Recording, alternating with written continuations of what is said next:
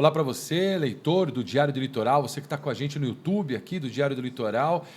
Prazer enorme ter você mais uma vez acompanhando os nossos conteúdos. Eu sou Edu Pares, participo desse Entrevistas de hoje. Toda semana entrevistado aqui, diferente, batendo um papo, trocando aquela ideia, um papo mais à vontade dentro do Entrevistas, você confere por aqui. Já pode dar um like aqui nesse conteúdo e nos acompanhar. Se inscreva no nosso canal aqui do Diário do Litoral, toda semana conteúdos novos aqui para você. Hoje no Entrevistas, Daniel Capella, fundador, editor do portal World Cruise com a gente aqui para falar hoje sobre cruzeiros, falar sobre essa vida glamurosa dos cruzeiros, né? Falar sobre essa vida incrível dos cruzeiros. Daniel, seja bem-vindo. Obrigado por ter aceito o nosso convite. Daniel, você é santista, né? Sim, santista, eu sou nascido e criado aqui. É. Como é que foi o seu primeiro contato com o mundo dos cruzeiros aí? Foi parado ali na ponta da praia, vendo o navio? Como é que foi? Conta pra gente ali. Não, é exatamente isso. Quando eu era pequeno, os cruzeiros estavam voltando aqui para o Brasil, passou aquela lei da cabotagem, que permitiu o navio de bandeira estrangeira fazer viagem aqui, e foi daí que deu o pontapé para a indústria, né? Isso foi no começo dos anos 2000, mais ou menos, e aí eu era criança e toda escala era um evento lá na ponta da praia, né? E minha família me levava para ver os navios passando. E disso foi criando aquela coisa em mim, assim, e assim que eu pude, eu quis embarcar de alguma forma e depois eventualmente trabalhar com isso também.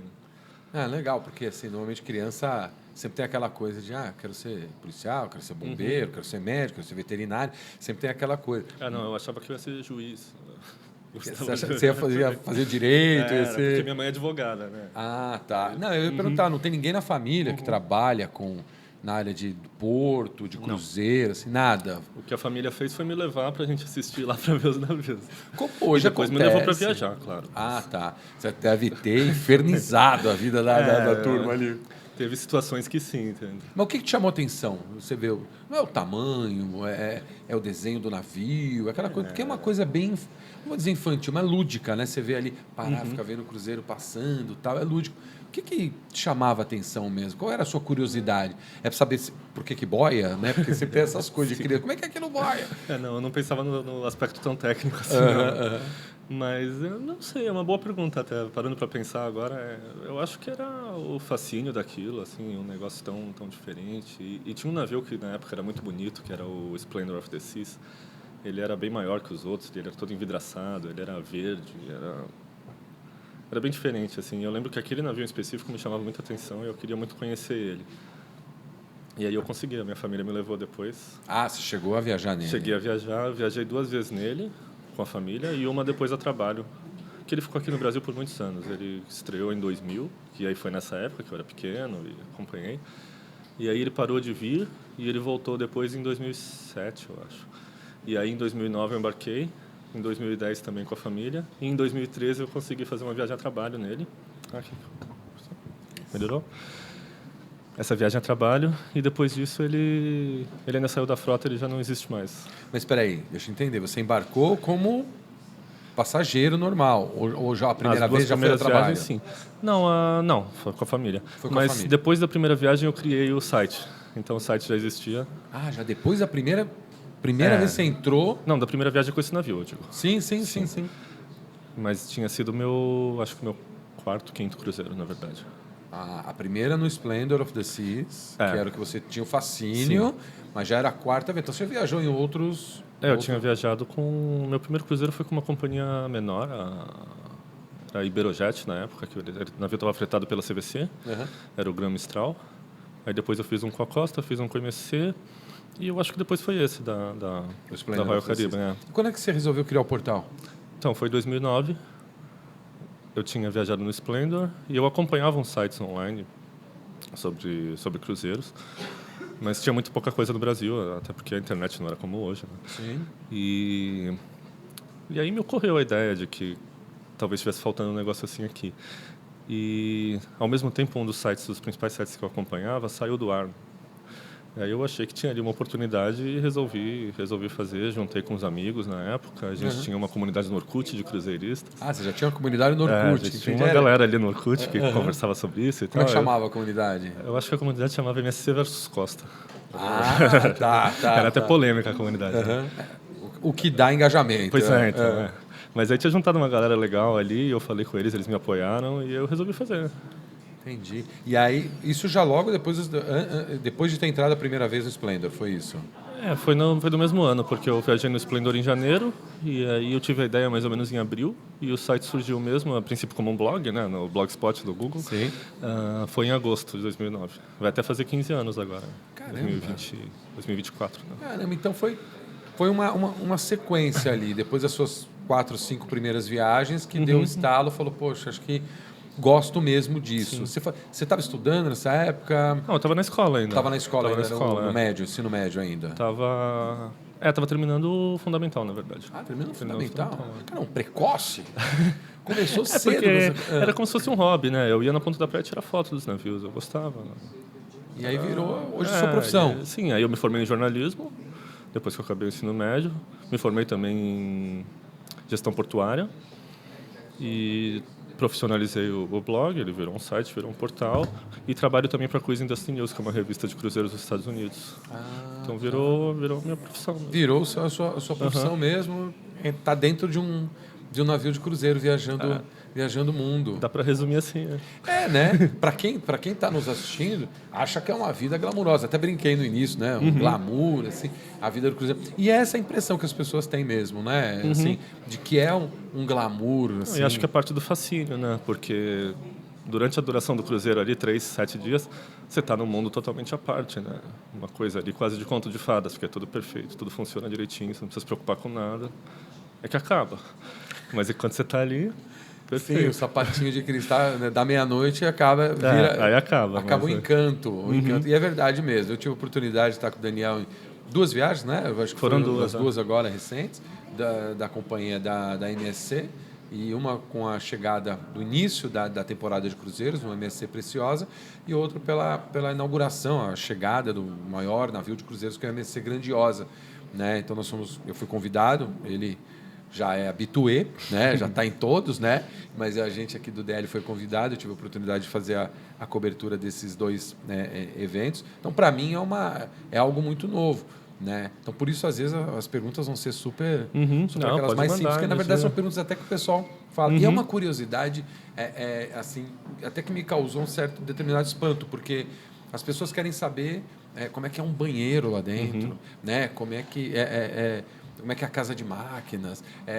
Enfim, tem as curiosidades que são bem peculiares do navio de cruzeiro, né? Que tem a parte do glamour, a parte bacana, mas são curiosidades, assim, às vezes muito técnicas e simples, coisas simples assim. Você tinha essas quando você ficava olhando ele passar ali, falava, como é que será a cabine, como é que será dentro do quarto do cruzeiro? E aquele barquinho que está ali do lado, né? Você acha que é isso que gera essa vontade das pessoas viajar de cruzeiro? Saber como é lá dentro e viver esse glamour por 3, 7, 15 dias? Você acha que é por aí? Eu acho que também tem muito disso.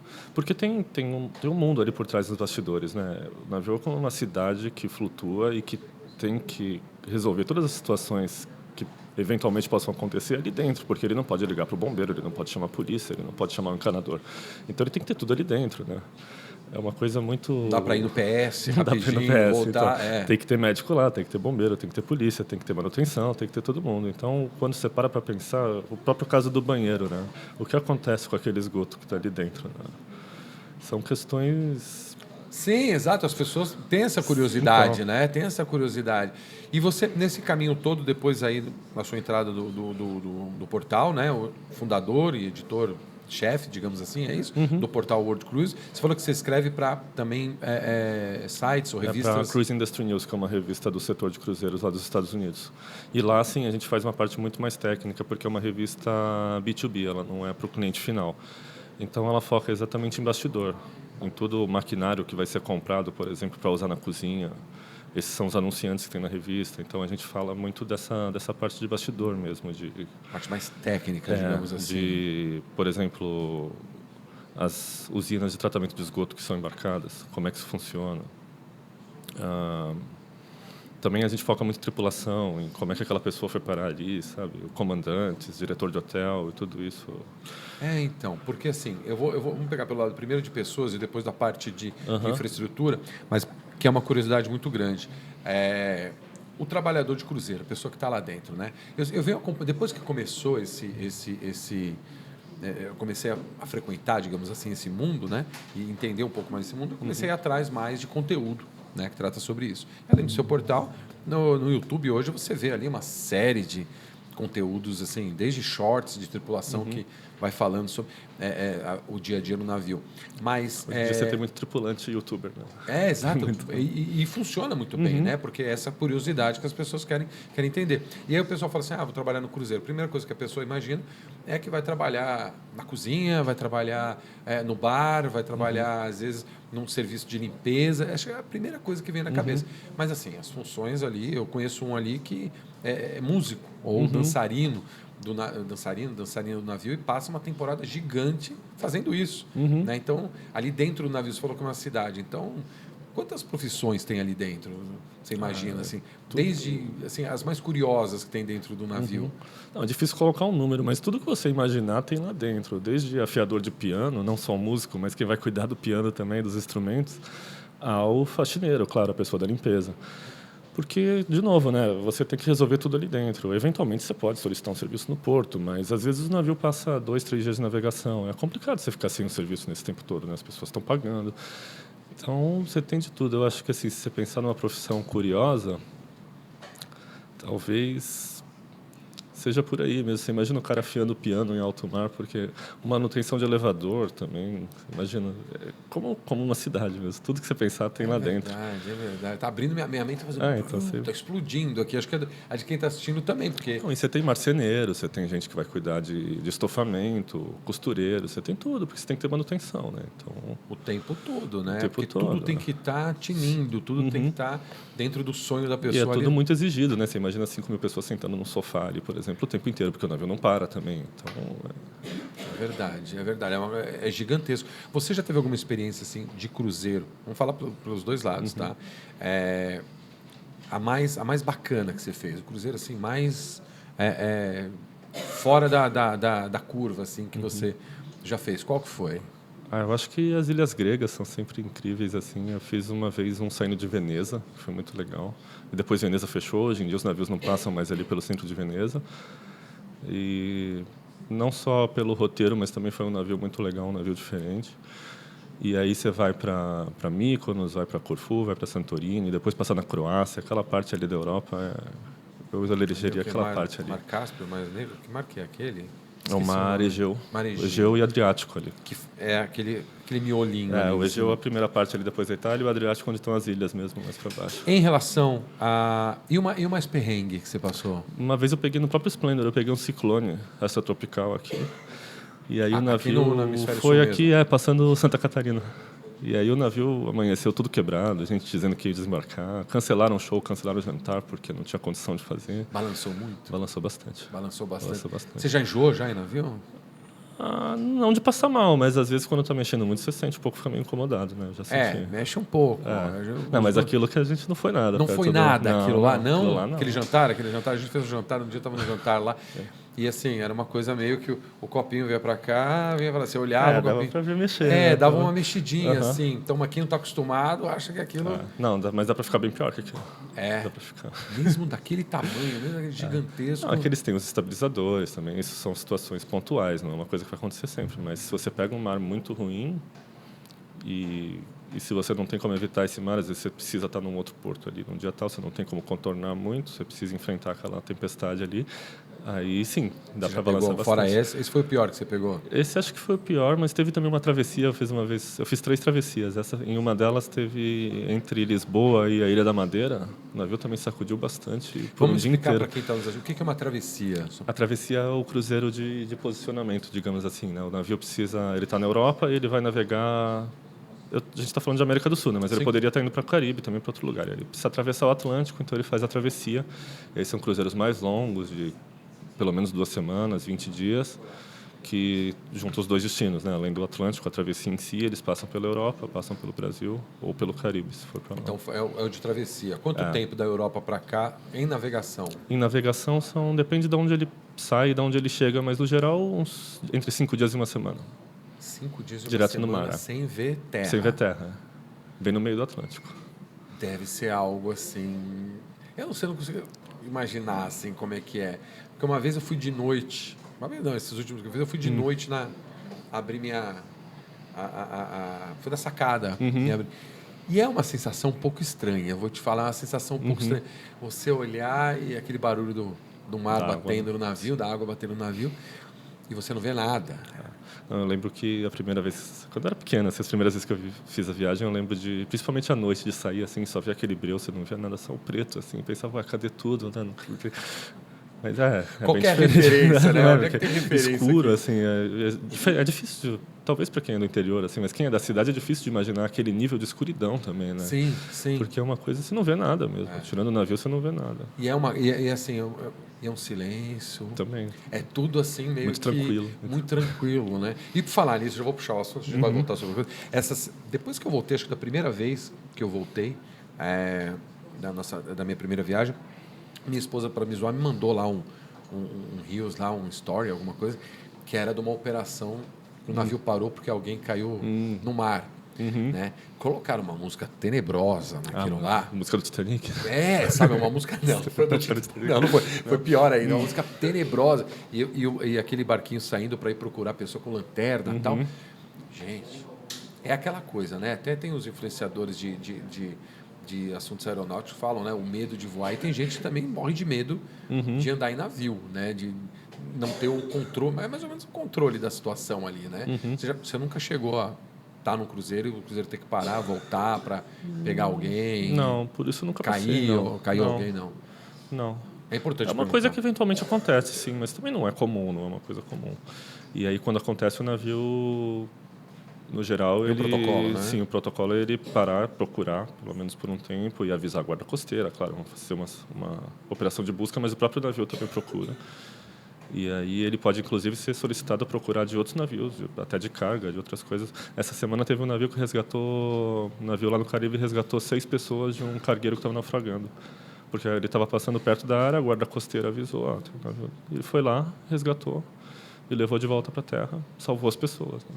Entendi, ele era mais próximo do local ali. Por conta dos protocolos, né? Era o Carpaccio. Exatamente, fez o papel do Carpaccio. Sim, foi lá resgatar as pessoas.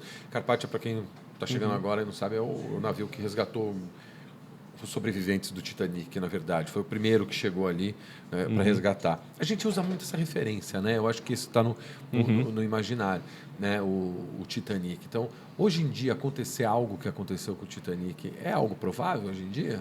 Não, provável não é. É claro que é sempre possível, você não pode descartar, como diz a lenda do próprio Titanic, né? Inafundável. Não, nenhum é inafundável. Mas é muito difícil de acontecer. E o próprio Titanic lançou padrões de segurança, né? Depois que aquilo aconteceu, surgiram as leis de salvatagem em alto mar, o SOLAS, que é o Safety at Sea. E todo navio é, por exemplo, obrigado a ter botes suficientes para todos os tripulantes. Isso é o básico, né? O óbvio, mas virou lei depois daquilo, né? Então, acontecer uma tragédia naquelas proporções é bem improvável.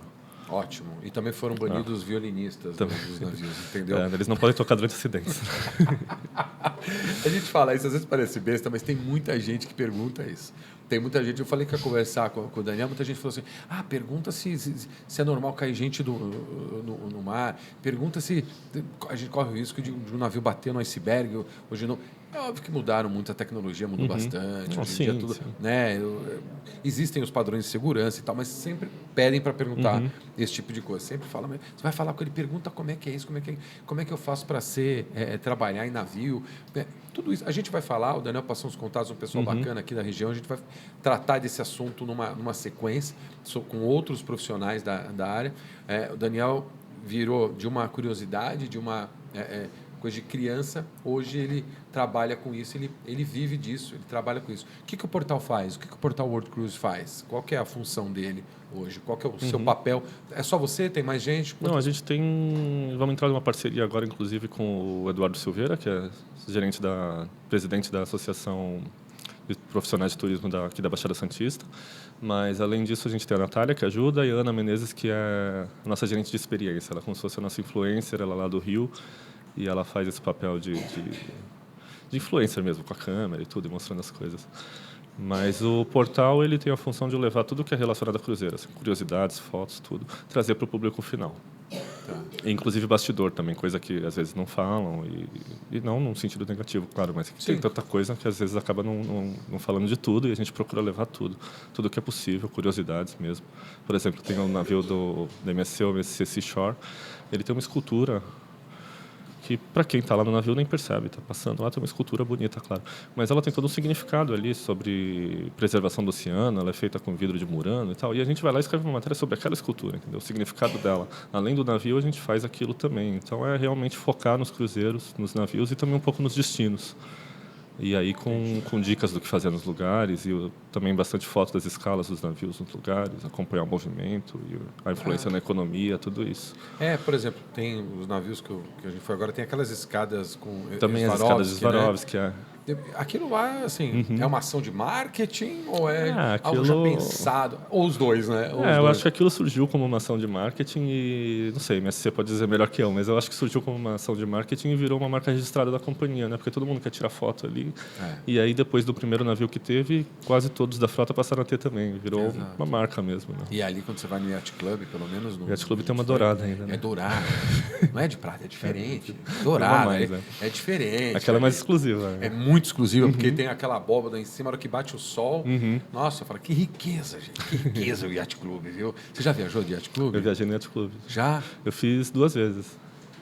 A experiência é o quê? Tem mordomo só para... Tem mordomo. Tem um mordomo exclusivo. Você acorda com um copo d'água, o cara vai lá e busca, é isso? Você liga para ele traz. E você tem até delivery de pizza. Você quer uma pizza às 2 horas da manhã, você liga lá, eles trazem a pizza. Ah, não, sério? Delivery dentro do navio? Da cabine, leva para cabine. É porque se anda muito, né? Sim. E o Yacht Club é muito legal porque ele tem aquelas áreas privativas, né? Aquela piscina ali menor, mais exclusiva, com menos gente. E aí eles fazem jantar à luz das estrelas ali em cima, céu aberto. Então imagina aquele jantar que a gente teve no restaurante, um monte de prato ali, tudo elaborado, mas a céu aberto, sob as estrelas, assim. No meio do oceano, né? No meio do oceano, então. Ali é justamente, né? E acho que o nome é isso, né? É como se você estivesse dentro do seu próprio barco, né? Do seu próprio iate, digamos assim. A quantidade de passageiros é bem menor, né? Se você tem 3, 4 mil passageiros no navio inteiro, ali são 100 só.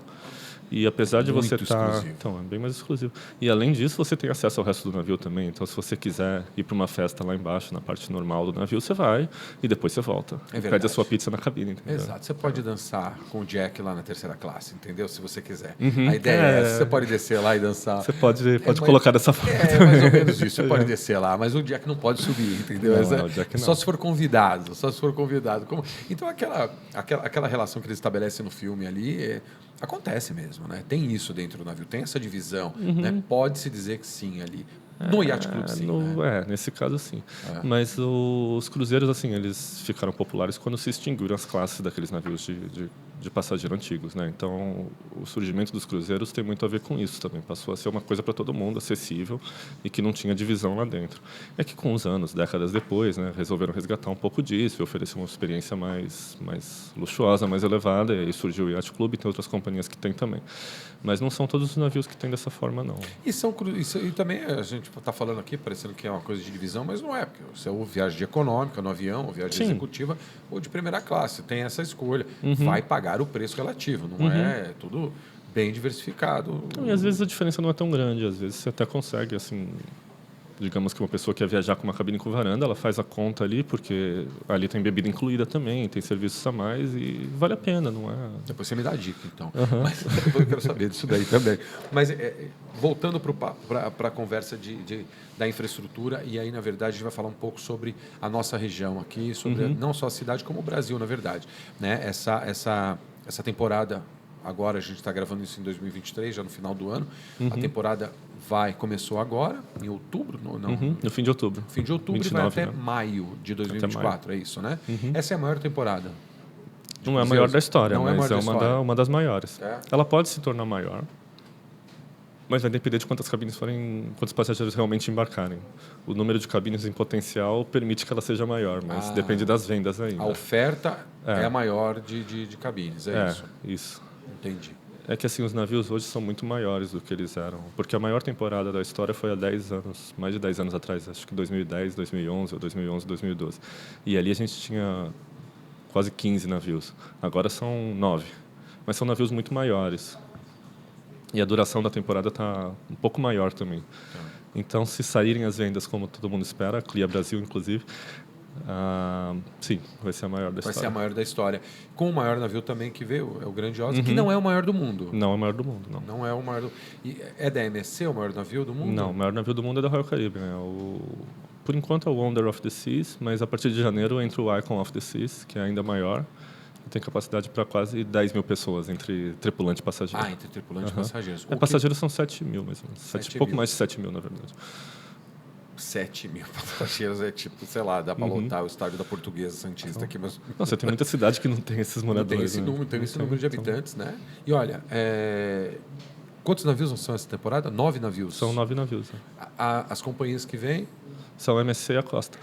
Só? Para fazer a temporada brasileira, sim, com embarques aqui. Mas aí você tem outras companhias que passam, que são os navios em longo curso, escalas em trânsito. No geral, eles vêm de outros países e passam por aqui, vão embora para outro, e trazem passageiros estrangeiros. E são outras companhias aí? Tem bem mais companhia. Aí você tem, se não me engano, umas 20 companhias que fazem isso. Companhias. Apenas, você vê só, acho que para ter essa noção de grandeza. Aqui, eu já vi no porto ali parado 2 navios ao mesmo tempo. A gente teve 9 uma vez. 9 de uma vez? 9 navios parados? Foi em 2008, Carnaval. E aí, depois disso, a autoridade portuária, a Codesp, na época, impôs um limite de navios para evitar esses picos. Assim. 9 navios. A gente está falando de 30 mil pessoas, sei lá. Não chega a isso, mas uns 20 mil pessoas. Não, assim. Acho que umas 30 mil por aí. Né? Só dentro, só em circulação ali. E aí, hoje, você só pode atracar 6 navios ao mesmo tempo para não prejudicar a operação de carga. Né? Eu vi um vídeo também do Porto de Miami, atracando 5, 6, 7 navios Miami ali. É a capital mundial dos cruzeiros. Né? Então ali porque os cruzeiros modernos surgiram ali, na verdade, né? Dessa forma como a gente conhece. Foi em Miami que surgiu? A indústria de cruzeiros modernos surgiu mais para Miami, porque você tinha companhias que faziam essas rotas regulares de transporte de imigrantes, isso tudo, mas os cruzeiros como lazer, como uma atividade mesmo, a principal atividade de uma empresa. Oferecer viagens de lazer foi ali em Miami, na década de 60, por aí. E o curioso é que as empresas que vêm para cá são italianas, né? São italianas, Tanto a MSC quanto a Costa, inclusive hoje, que a gente está gravando, tem um Costa Diadema atracado aqui no Porto. E esse final de semana, com certeza, vão chegar, acho que mais alguns aí. Vão chegar mais uns. Onde é que eu fico Segunda-feira tem 3 navios. 3 navios segunda-feira? Olha, um dia interessante para ir fazer lá uma gravação no Porto. Como é que eu fico sabendo que navio chega, que navio sai? Outro dia eu fiquei tentando buscar lá no portal a gente lançou uma página com todas as escalas aqui em Santos. Tem do Rio também. E está tudo listado lá até o fim da temporada. Então eu sei, por exemplo, domingo, se vai ter navio aqui, que hora que chega, que hora que sai. Tem tudo isso? Tem lá, a gente lançou lá. Claro que o site do terminal aqui do Concais também tem, mas a gente lançou lá num formato legal, assim, fácil de acessar, e estamos fazendo de outros portos também, que aí se tiver pessoas de outros lugares, ou então se você vai embarcar no navio, você pensa, não, que navio eu vou encontrar naquele destino e tal, a gente quer colocar tudo lá. Que bacana isso, porque eu estou como é que vocês têm navio no porto? Às vezes eu quero levar minha filha para ver, que ela também adora ver, sabe? Pena que não dá para entrar, né? Pena que não dá para passar ali e ver. Já foi possível, mas não dá mais. Então, porque tem essa diferença dos portos aqui. Quando a gente embarcou lá no Rio, no Preciosa e veio para cá, no Pier Mauá ali você entra, né? Você consegue andar do lado do navio e para tirar foto ali na frente. Aqui em Santos não dá. Não. Eu fui no Concais outro dia, falar lá com o pessoal, falar, eu queria fazer umas fotos aqui, fazer uma filmagem aqui. No costado, só se a Marinha deixar. No costado é a região entre o... Sim, onde acaba. O cais em si, né? É o cais em si, né? No costado, só com permissão da Marinha, tem que pedir autorização. Eles deixam, mas tem que ir lá pedir esse tipo de coisa. Tem essas diferenças, assim, nos portos aqui? Porque Santos é essencialmente um porto de carga, né? E aí você tem regras de segurança também, o ISPS Code, que é um código global de segurança que você é aplicado para garantir a segurança do porto. E eles têm que aplicar, né? Também não é muita opção deles, do Concais. E aí você tem portos que, por exemplo, do Rio, aquele cais ali onde os navios atracam é só para cruzeiro, só para passageiro. Então é mais fácil de lidar com certas coisas. Você tem lugares no mundo que você consegue realmente andar sem ser passageiro e quase encostar no navio, porque também é um cais só para passageiro, são leis diferentes. Depende muito da legislação local e da vocação do porto também, das características. Mas a gente tem uma vantagem aqui em Santos que é a ponta da praia, né? Não é todo lugar que tem isso. Né? A proximidade, né? Sim. Não, e a forma como eles passam ali, a vista livre, bem à vontade. Tanto que sair e chegar também é muito bonito, também é muito deixa bacana. de ser um evento, né? Não Exato, deixa de ser. um evento, então... é um evento. Hoje o pessoal de drone, então, Sim. Nossa, virou uma febre ali. O pessoal, você faz drone também? Não, eu tô para comprar um, mas ainda não tenho, não. Né? Tá ficando bacana. Então. As imagens ficam muito bonitas, né? O pessoal de drone, ontem mesmo, o pessoal estava entrando ao vivo, porque ontem estava chegando algum, acho que... Ontem foram 2, foi o Preciosa e o Fabulosa. Entraram e saíram. Entraram e saindo, né? Então o pessoal do drone estava ao vivo, mostrando como colocar o drone no ar e tal. Pô, eu fiquei preso naquilo ontem. Porque eu moro na ponta da praia. Então, da minha janela ali, eu tô na minha janela, eu vejo o mar em rios. Sabe? Eu não vejo a visão, porque eu tô no meio de uma rua, então para mim o mar parece em rios. Da minha casa eu moro no canal 3, mas também, se você olhar na janela certa ali, você vê então, eu vejo, e é certinho ali bem no canal 6 mesmo, então eu consigo ver eles entrando e saindo. Eu faço até uns vídeos deles entrando e saindo. Então, e é muito próximo. E é realmente dá para ouvir até a balada que tá rolando ali no navio, a música, o DJ tocando. Teve uma situação engraçada, até que uma vez teve um navio da MSC também, que a inauguração foi aqui no Porto, ele acabou não saindo. E a festa foi toda no deck, assim. E aí a gente tava lá curtindo e tal, né? Teve música, teve DJ, teve show, teve banda famosa até. E aí no dia seguinte a gente viu todas as reclamações do pessoal da cidade falando: nossa, uma música alta lá no Porto, aquele navio ficou a noite inteira tocando, não sei o quê. Sério Porque mesmo? é muito perto, né? Sério mesmo? Pois é. E a gente ali nem imaginou isso, Santos. né? Estavam querendo proibir, é verdade isso? Estavam querendo proibir o navio de Sim, teve uma época que chegaram a... Porque existem, né? Não acho que seja uma lei, mas protocolos, né? Que o apito só pode ser usado em certas situações e para saudação são só 3 apitos e tal. E aí queriam aplicar isso, entendeu? Não, o navio não pode ficar apitando sem regra, sem apitando à vontade o tempo inteiro, porque incomoda todo mundo. Se ele vai fazer, tem que fazer só o protocolar, não sei o quê. Mas... Você que trabalha com isso, você acha que Santos é uma cidade que não gosta de turista? É complicado, né? Santos não é uma cidade turística como uma cidade turística global, assim como o Rio de Janeiro e tal. Então existe muito, não diria preconceito, mas assim muita falta de resistência e falta de tato, né? É uma coisa que com o tempo, se a gente focar nisso, as pessoas vão acabar adquirindo, mas hoje acho que falta um pouco mesmo. Falta, né? Absorver mais e aproveitar. Quanto que movimenta uma temporada de cruzeiro? Quanto movimenta em grana? Então, a CLIA Brasil, que é a associação que une todas as companhias, ela tem um estudo que uma escala em trânsito, cada passageiro movimenta mais ou menos R$600. Só que Santos é porto de embarque, né? Então o valor é ainda maior, se não me engano, R$750. Então você imagina, cada pessoa movimentando R$750. Se o navio tem capacidade para 5.000 pessoas, é só fazer a conta, né? É muita grana. Né? Não, por pessoa, por navio, milhões. por escala, né? Então, Sim. você multiplica isso no fim de uma temporada, são 100 escalas. 5.000 pessoas, vezes 100, vezes 750. Nossa, hoje não vai dar. Eu poderia, se fosse, eu poderia falar, tá aqui embaixo, mas não vai estar. Faz a conta. Trouxe a calculadora, né? Exato, não vou fazer essa conta, não. É muita coisa, né? E poderia ser aproveitado. Aqui falam que vão transferir esse terminal de embarque do Concais ali para o canal... Pro Valongo. Pro Valongo, para ficar tudo meio que integrado com o centro da cidade? Existe o projeto, seria muito legal se acontecer, mas ainda faltam umas definições, não é um projeto que esteja em andamento, é uma ideia e que a gente espera que aconteça, né? Tem que combinar com o pessoal do túnel também, né? Também, então tem várias coisas que precisariam acontecer, né, para ficar bom mesmo. Porque tinha um projeto em 2008 que era... Você conhece ali o Valongo, sabe que passa muito caminhão, ali é uma área muito... E tinha um projeto que era fazer como no Rio, ia ter um túnel ali por baixo para fazer esse trânsito de caminhões, mesmo um trânsito local, os carros passando ali por baixo, e aquela área ali em cima ficaria só para turismo, só para pedestre, só para passageiro. Isso ia ficar muito legal. O projeto de agora já não prevê isso. Vai continuar aquele trânsito de caminhões ali e o terminal do outro lado. E aí eles querem fazer uma passarela em cima. É uma solução também, mas tem muita coisa que daria para fazer ainda para ficar realmente, assim, digamos, chegar a um nível de perfeição que a gente espera, né? Sim, sim. Assim, dos portos que você visitou, qual é o mais, amigável, digamos assim, que você teve uma experiência bacana? Você viajou, quantos cruzeiros você já fez? Eu fiz quase 50, acho que 40, 47, 48. Quase 50 cruzeiros já. Aqui, no Hemisfério Sul, Estados Unidos, Europa, Ásia. Ásia você fez Ásia também? não, Ásia não fiz ainda. Mas eu fiz bastante Europa, os Estados Unidos, fiz um no Pacífico, América do Sul... E o Caribe, eu fiz o Caribe bastante. Quase 50 cruzeiros. Desses portos, qual foi a experiência mais amigável, assim, mais bacana que você Difícil de teve? escolher um só, mas eu acho que eu gosto de portos onde, quando eu estou passeando, claro, de portos onde você está perto do centro da cidade. Eu gosto de sair a pé e conhecer, assim. E na Europa isso é muito comum, assim, o navio atraca no centro da cidade ali, você sai andando. Para citar alguns exemplos, assim, eu acho que Barcelona é muito legal. Mesmo sendo um porto muito grande, que tem embarque também de passageiro, você tem ali, consegue unir as coisas.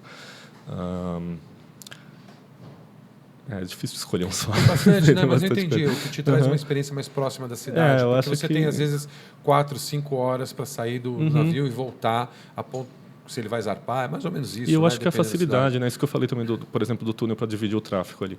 Se você não tem isso, você vai ter que ficar... Se você decidir sair a pé, é claro que eu acho que o mais legal para conhecer um lugar é você estar andando ali no centro, dentro de um ônibus, alguma coisa assim.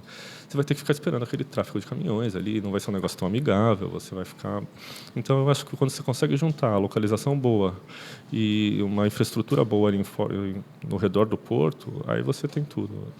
Mas é o ideal, né? Seria assim, uma experiência mais... E aí, se você quiser, claro, você tem a opção ali de pegar excursões para lugares mais afastados, você tem que ter um espaço para ônibus também e tudo isso. Mas se você consegue fazer um passeio ali, acho que já está todo mundo satisfeito, inclusive a tripulação também, que tem menos tempo ainda para passear, né, nas cidades. Sim. E tem mais necessidades, eles querem ir no mercado, alguma coisa, usar um Wi-Fi, às vezes comer uma comida de terra que é diferente da do navio, né? Então, variar um pouquinho, né? Porque... No geral, os chefes para a tripulação, né, já fofocando aqui, sim. São chefes asiáticos, assim, então eles às vezes ficam com saudades da comida, por exemplo, aqui brasileira. Então, aliás, é uma coisa que o pessoal sempre fala para mim, né? Quando eu vou falar com as pessoas sobre cruzeiro, fiz um cruzeiro, quer dizer, entrei no navio agora, fui no navio de cruzeiro e tal. Nossa, Deus me livre, todo mundo passa mal. Todo mundo passa mal, que eu digo, com comida, sabe? Tipo, esse tipo de coisa. Não tem mais tanto isso, né? Ficou uma coisa meio que... Passa mal se você não tiver controle e comer demais, porque aí você tem comida à vontade, quase 24 horas por dia, né? O tempo todo, então, né? Tem que ter controle, né? Senão... É aquela coisa, puta, eu mesmo, né? Toda hora dá uma passadinha, vai pegar um pedacinho de pizza. Então, a pizza, né? Tá sempre ali na entrada sempre ainda, fácil. Aí você só fala, olha, tem um hot dog, não sei, tem um hamburguinho, acho que eu vou pegar. Não, tem um docinho ali. Pô, se deixar, se o seu quarto tiver ali... se a cabine estiver próxima, você vai subir toda hora. Eu vou jantar às 9, mas são 7, eu vou passar ali comer alguma coisinha, né? Isso daí é assim, é uma coisa que você fala, o que eu vou fazer agora? Não, pegar um negocinho para comer, né? As pessoas têm um pouco disso. E também acho que manter um pouco o estômago cheio também evita o enjoo, né? É uma das dicas também. Além dessa... dizem que comer maçã verde ajuda. Não sei se tem algum... se cientificamente faz sentido, não sei se faz sentido, mas é o que falam. As vozes foram passando, a gente continua repetindo. E falam que se você olhar para a linha do horizonte ajuda, porque aí você sente o balanço e vê o que está acontecendo e você entra mais no controle da situação, assim, e mentalmente ajuda a não sentir tanto o enjoo. Mas você tem remédio, se você estiver passando mal e precisar, realmente quiser tomar alguma coisa, você pode ir na recepção que eles te dão de graça, sem problema nenhum, remédio para enjoo. Eles fornecem isso ali, remédio todo navio fornece, sim. Eu não sabia disso. Além de você tem um centro médico lá também, mas aí se você precisar de uma consulta, você paga, a gente recomenda, né, sempre fazer o seguro, porque isso é reembolsado depois. Mas o remédio para enjoo você consegue pegar lá sem custo nenhum. Esse papo que eu queria ter contigo, eu queria evitar um pouco os números, né? A gente falou aí sobre uma temporada em valores e tal, mas números que eu digo, questão de grandeza, né? O tamanho de um cruzeiro, né? No último que eu tive, na hora de desembarcar, eu fiquei mais tempo do que deveria, na hora de desembarcar acabei errando o caminho dentro do navio. E eu desci para uma ala embaixo do navio, que é só circulam só os funcionários. O corredor ali. Da tripulação. É o corredor da tripulação. E eu fui longe no navio, porque era grandiosa, imagina. Toda a portinha que eu via de saída só tinha gente entrando com comida, com água, bebida, era só a entrada. Eu não conseguia sair, então eu fui longe. E todo mundo me olhando meio esquisito lá abaixo. E não te pediram? E não pediram? Eu fui andando. Eu não sei se o pessoal olha para mim, achou que eu era um tripulante que estava saindo. Eu não sei. Eu sei que chegou num lugar que eu falei, bom, agora eu vou sair, porque se não for aqui eu vou ter que voltar tudo. Né? E parei e fui perguntar. Só que nesse caminho, eu perdi a conta de quantos packs de água eu vi lá dentro, de quantas caixas de bebida eu vi entrando. Você tem números assim para dar para uma parada aqui, quanto que entra de comida dentro do navio, qual é o tamanho de uma geladeira do navio, né? Quanto entra de bebida, dentro do navio, mais ou menos, assim, cada viagem? Eu não sei te precisar, mas são toneladas e toneladas, é muita coisa mesmo. Porque Santos é porto base, né? Então o porto base é onde é feita todo esse embarque, toda essa troca. Então você imagina que por semana são 5.000 pessoas consumindo. Você 24 horas praticamente. 24 horas por dia. E aí chegou daqui, tem que reabastecer para a próxima viagem. E também não tem tempo, não tem parada. Então acabou uma viagem, começa outra. Enquanto troca de viagem, está abastecendo lá. Então você pode colocar aí na casa das toneladas. É muita coisa. É muita coisa. Para ficar produzindo o tempo todo e mantendo tudo isso. Então são números assim. Eu devo ter alguns números aqui. Se você quiser, depois eu te passo de mais ou menos consumo semanal do navio. Mas quem agora está de nos cabeça, vendo, quem está nos assistindo, vai acessar o portal World Cruise, né? O portal World Cruise, para justamente conhecer lá a esses gente números. tem. Né? Saber, tá tudo lá, essas curiosidades, esses números. Porque realmente impressiona. Realmente impressiona. Num dia que eu tive lá, é óbvio que a gente, fazendo essa press trip, essa viagem de imprensa, a gente anda muito no navio para conhecer, né? O pessoal faz questão de levar a gente em todos os lugares do navio e tal. E eu tenho no meu celular aqui um marcador de passo, né? Que veio nativo nele, não foi eu que coloquei, veio nativo. E no final da noite eu fui lá olhar ele para ver o que... Caramba, em um dia dentro do navio eu andei 12 quilômetros. É dentro do navio, não estou falando... Né? A gente não está falando que estamos andando numa cidade. Porque é tudo a pé, né? Você não tem outra forma como 12 quilômetros dentro do navio. Mas você chegou... Não, tudo bem, mas eu cheguei no terminal, entrei no navio e pronto, né? Eu dei lá, 200 passos para entrar dentro do navio, né? Dentro do terminal ali. O resto foi tudo dentro do navio. É o tamanho que às vezes as pessoas não enxergam, né? As distâncias dentro do navio. Sim, porque você imagina que o navio tem 300 metros mais ou menos. O maior tem 330 e poucos metros. Se você vai de uma ponta a outra, você já fez 1/3 de um quilômetro, né? Exato. E foi e voltou quase 1 quilômetro. E às vezes você está numa cabine mais profunda, o restaurante é mais na frente, ou o teatro, você vai para lá, e você vai pelo menos uma vez, vai e volta, já deu meio quilômetro. E você passa o dia inteiro lá dentro, então... Queria falar contigo, a gente fala muito sobre a questão dos cruzeiros aí de lazer, que nem você falou que são esses, né? Que vêm mais para cá, são focados no lazer, ou tem os cruzeiros que são temáticos, né? Esses são temáticos também. Bandas que fazem eventos dentro do navio, tem festas, tem cruzeiro de celebridades, enfim, hoje mesmo, né? Esse que está aqui vai sair um cruzeiro do quê? Um desfile de moda, é isso que você falou? Não é hoje, é no dia 18 vai ter um desfile de moda com uma estilista que, se não me engano, é chinesa, ela é asiática, e ela veio para o Rio para fazer não sei exatamente o que, mas é um desfile, é um lançamento de alguma coleção, eu imagino, lá no Rio. Até isso, então, assim, são coisas, o que você imaginar dá para fazer dentro do navio em termos de evento, né? Teve Xuxa, teve Neymar, vai ter Neymar aí no final do ano, tem cruzeiro de rock. Vai ter do Roupa Nova também. Roberto Carlos. Você já foi no cruzeiro do Robertão? Eu já acompanhei o embarque dele, é muito legal. Você acompanhou o embarque chegando? Ele chega de Canembeck? Ele chega de Canembeck, Ixi, e aí junta todos os fãs dele ali, e todo mundo cantando, e aí quando ele chega ele faz assim, e aí vem o comandante embarca com ele, é bem legal. Ainda tem a noite do comandante? Tem, no geral sim, aqui não é aquela coisa formal, e às vezes o comandante nem participa, mas a noite elegante existe sim. Tem a noite elegante, né? Tem isso também, as pessoas vão de bolsa para o jantar. É muito que é aquilo que a gente estava falando, é o mundo à parte, né? Aqueles dias ali. É isso que traz, né? É isso que acaba trazendo. Mas não tem só esses, né? Foi contigo que eu aprendi também dos cruzeiros de expedição.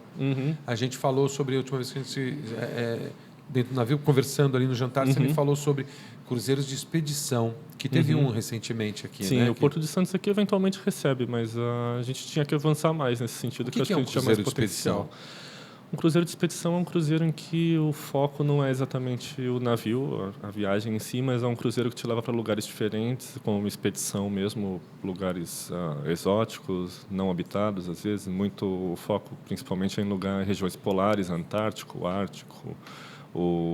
É possível passar, você imagina, pelo Canadá ali, você vai subindo, passa a Groenlândia, atravessa ali, vai por cima a passagem ali e sai no Alasca. Você vai realmente Sim, no Ártico, ali, no quase no Ártico. Polo Norte, e de navio e sai do outro lado.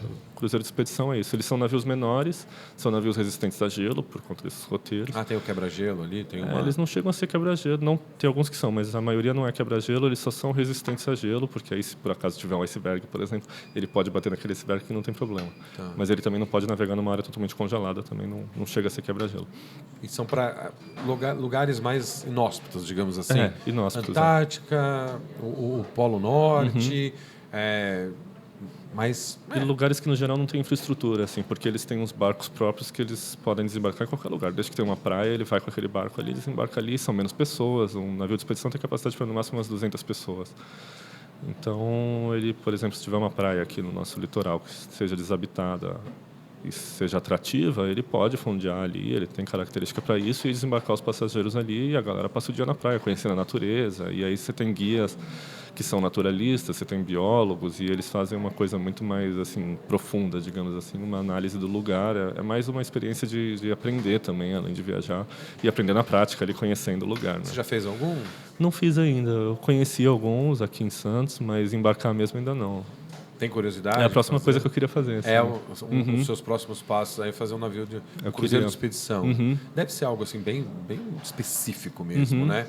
Assim, aqui tem a proximidade com a Antártica, aqui que é algo então, que... por isso que eu acho que a gente podia aproveitar mais. E a gente tem aqui regiões que poderiam receber os navios, porque quando eles saem da Antártica, até começar a temporada no Ártico, eles não são quebra-gelo. Então, eles têm uma janela ali que eles poderiam usar para fazer roteiros em outras áreas. E eu acho que o nosso litoral tinha potencial.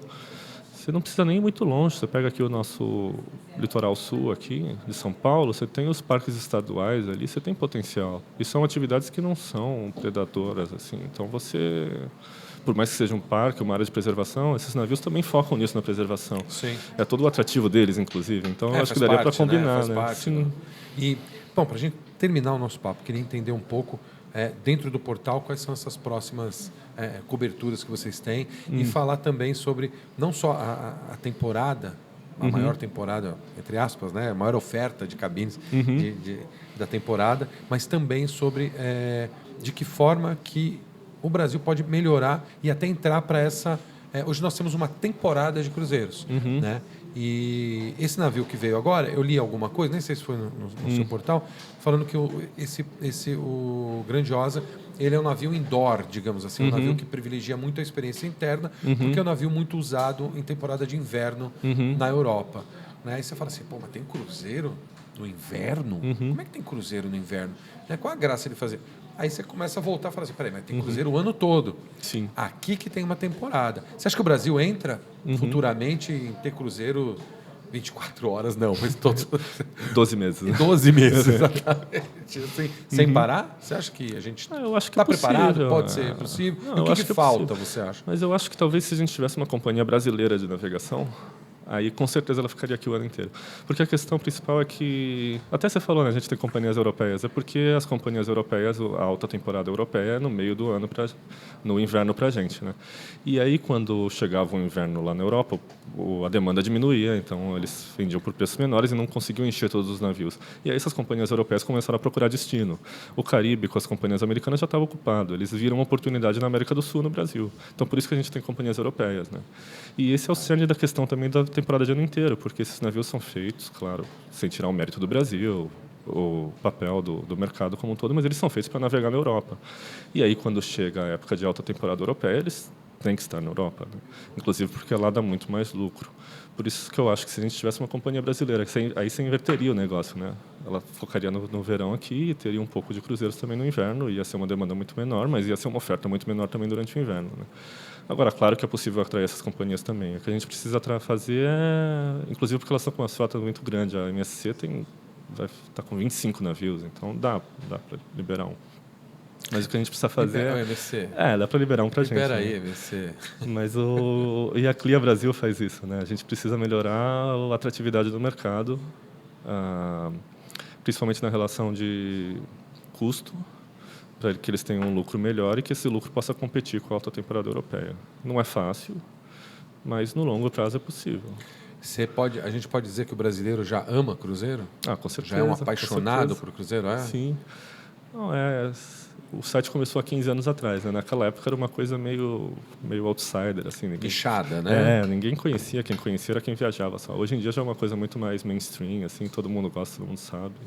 Bacana, bom, parabéns. Legal, bacana. Imagina. Daniel, obrigado por esse papo. Tem muita coisa para falar, se deixar a gente ficar falando aqui, ó, o tempo todo aqui. Não é aqueles podcasts de 3, 4 horas, tá? Não, a gente tem um tempo aqui limitado. Daniel Capella, fundador, criador, editor-chefe do portal World Cruise com a gente aqui no Entrevistas. E uma boa temporada para você. Vai viajar, já vai viajar quando aí agora? Agora eu não sei, eu estou planejando para os Estados Unidos em abril. Fazer um cruzeiro lá pelo Caribe. Saindo aqui, vai para lá? Não, eu vou pegar lá em Miami. Pegar de lá? Porque eu vou estar lá para um evento que é o Sea Trade, e aí fazer o cruzeiro lá. Mas antes disso, quero fazer aqui também. Vamos ver as oportunidades que surgirem. Agora no final do ano aí, vai conversar com o pessoal lá. Daniel, obrigado. Valeu. Imagina, eu que agradeço. Acesse o site portal World Cruise. www.portalworldcruises.com. Não tem o BR. Tudo.